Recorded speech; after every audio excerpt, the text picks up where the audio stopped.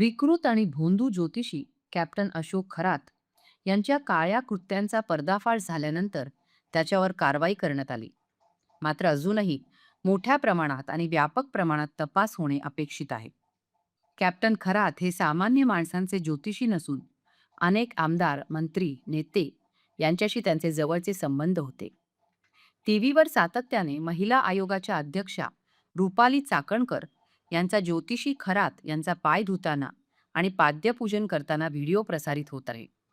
अशा परिस्थितीमध्ये तपास यंत्रणेवर दबाव येऊ नये, तसेच महाराष्ट्रातील महिलांच्या हक्कांचे प्रतिनिधित्व करताना अडथळा येऊ नये म्हणून रुपाली चाकणकर यांचा शासनाने तात्काळ राजीनामा घेऊन त्यांना पदमुक्त केले पाहिजे. याबाबत नाशिक जिल्हा काँग्रेस कमिटी सरचिटणीस सचिन आत्माराम होळकर यांनी मेलद्वारे मुख्यमंत्री, उपमुख्यमंत्री यांना पत्रव्यवहार केला आहे. सरकारने जर यांचे पद काढले नाही, तर सरकार विरोधात आंदोलन करण्याचा इशारा देखील होळकर यांनी दिला.